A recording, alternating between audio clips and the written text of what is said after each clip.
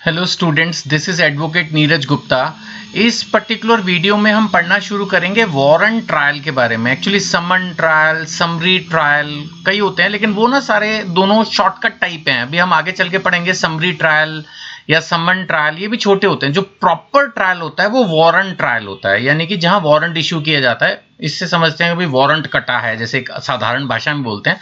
तो वो proper cases होते हैं जो कोर्ट में चलते हैं, क्रिमिनल कोर्ट्स में।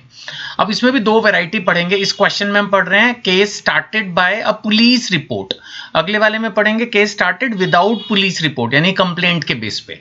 और उसी सेकंड वीडियो में यानी 61st क्वेश्चन में जो इससे अगला है उसमें हम क्लोजर भी पढ़ेंगे। तो ये वाला पढ़ के आपको थोड़ा इनकम्प्लीट सा लगेगा लास्ट में कि ये तो बीच में रुक गया, तो वो एक्चुअली इसी तरह से एक्ट में दिया हुआ है। पहले इसके बारे में बताया, फिर दूसरे के बारे में बताया, फिर लास्ट में दोनों का क्लोजर एक तरह से कॉमन ही होता है।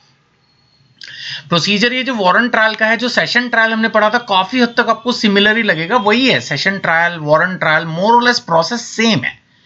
तो यहां पर भी यही है कि जब पुलिस रिपोर्ट के बेसिस पर केस शुरू करेंगे तो यहां पर सबसे पहले मैजिस्ट्रेट साहब को ये सेटिस्फाई करना है कि जो कागज एक्यूज्ड को मिलने थे वो मिल गए कि नहीं मिल गए। अगर नहीं मिले तो वो केस को स्टार्ट नहीं करेंगे। That is the first thing. क्या कागज मिलने हैं उसको पुलिस रिपोर्ट यानी चार्जशीट मिलनी चाहिए, उसको एफआईआर की कॉपी मिलनी चाहिए, उसको स्टेटमेंट ऑफ विटनेस मिलनी चाहिए, कौन गवाही देने वाले हैं, ऑल दैट, किस किस की रिकॉर्डिंग कर ली है। फिर अगर कोई कन्फेशन स्टेटमेंट वगैरह हुई है, माना हो सकता है कि उसके किसी और भाई ने कन्फेस कर लिया हो, तो उसको पता तो होना चाहिए ना। सपोज दो आदमियों ने, तीन आदमियों ने मिलकर क्राइम किया, अब दूसरे बंदे ने कन्फेस कर लिया, तो वो उसको पता तो होना चाहिए। And then documents relied upon by the prosecution. तो ये सब चीजें हैं कि किन किन कागजों के बेस पर जो है वो प्रोसिक्यूशन केस करना चाह रही है। तो ये सब चीजें पहले से ढंग से पता होनी चाहिए, तभी वो उसको आगे जो है वो लड़ पाएगा, है ना। नहीं तो वो लड़ेगा कैसे, उसका केस ही उसको ढंग से क्लियर नहीं होगा। तो ये कंपलसरी है कि ये केस तभी शुरू होगा after the accused received copies of police report and other documents. उसके बिना ये केस ही शुरू नहीं हो सकता। वो बात अलग है कि 60 दिन के अंदर, बीएनएसएस में ये नया फंडा आ गया है कि 60 दिन के अंदर वो अपने डिस्चार्ज के लिए अप्लाई कर सकता है। ये कह के कि मैंने तो कुछ नहीं किया।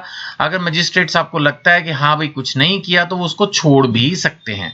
लेकिन अगर उनको लगता है there is a sufficient ground कि नहीं नहीं नहीं नहीं इसने कुछ ना कुछ किया है, ही इज अ क्रिमिनल, इसने किया, then he shall frame a written charge. He माने जज साहब, मैजिस्ट्रेट को अगर लगेगा कि there is a sufficient ground, तो ये जो फ्रेमिंग ऑफ चार्जेस है एज पर लॉ, ये भी 60 दिन के अंदर पूरी होगी। यानी बीएनएसएस जगह जगह टाइम लाइंस फिक्स करने की कोशिश कर रहा है ताकि केसेस बहुत लंबे ना चले। जनरल पब्लिक की ये हमेशा कंप्लेंट रहती है कि इस तरह के केसेस में बहुत लंबा लंबा टाइम लिया जाता है। ठीक है, आगे बढ़ते हैं। अब इसके अंदर यह भी है कि जब चार्ज फ्रेम हो जाएगा, यानी कि डिफाइन कर लेंगे उसने चोरी की है, डकैती की है, क्या किया है, अबडक्शन किया है, किडनैपिंग किया, जो भी किया है, then magistrate shall read and explain the charge. उसको पढ़ के दूसरे बंदे को समझा देंगे, देख भाई तेरे खिलाफ इस मैटर पर केस चल रहा है, अब तू बता दे अपना अपराध कबूल कर रहा है या तेरे पे केस चलाया जाए।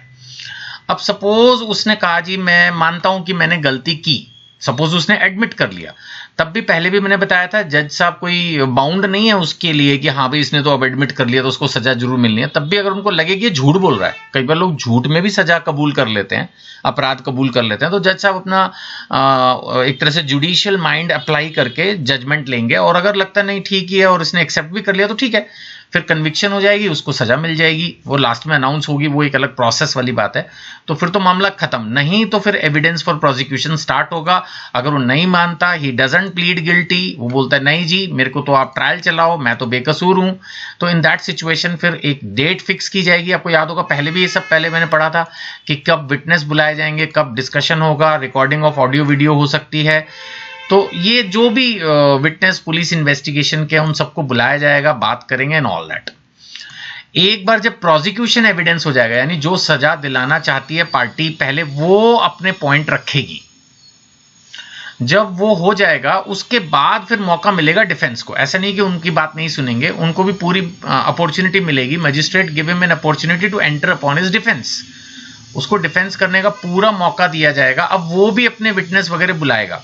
अच्छा, ये हो सकता है कि कोर्ट उसको हेल्प कर दे कि ठीक है जी समन इशू कर दे, जिसको वो बोल रहा है, कौन, जिस पर आरोप लगा है। आरोपी अगर बोल रहा है कि मेरे दोस्तों को बुलाओ या फलाना पड़ोसी को बुलाओ, उसको बुलाओ, वो मेरी निर्दोष होने की गवाही देगा, तो या कुछ भी अगर वो बुला रहा है तो उसको बुलाया जा सकता है।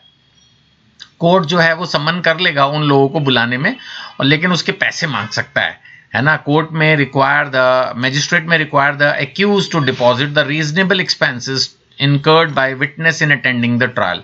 अब जैसे एग्जांपल ऐसे आप समझ पाओगे कि एक बंदे ने अपने एक हैंड राइटिंग एक्सपर्ट बुलाया फ्रॉम चेन्नई टू दिल्ली। अब वो बंदा आएगा, गवाही देगा, तो उसके तो पैसे लगेंगे ना। अब कोर्ट अगर इस तरह से सब गवाहों के पैसे देते रहे तो कैसे काम चलेगा। तो एक्यूज्ड को ये पैसे देने पड़ सकते हैं मैजिस्ट्रेट में से कि भैया अब तू पैसे जमा करा, तेने जिसको कहा मैं उसको बुला देता हूं, बट उसके पैसे तेरे को देने पड़ेंगे, ठीक है ना।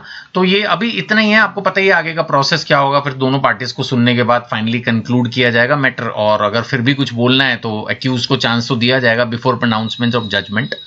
तो और लास्ट में अगर कुछ नहीं निकला तो छोड़ भी देंगे, एक्विटल हो जाएगा। तो ये सब चीज़ें एक प्रोसेस का पार्ट होती हैं। तो अगर आपके एग्जाम में आता है तो आपको लिखना ही होगा। ये सब चीज़ें पॉइंट्स हैं, जितने ज़्यादा लिख दो। सेक्शन का आपके दिमाग में क्वेश्चन आएगा, सर याद रहेंगे नहीं रहेंगे।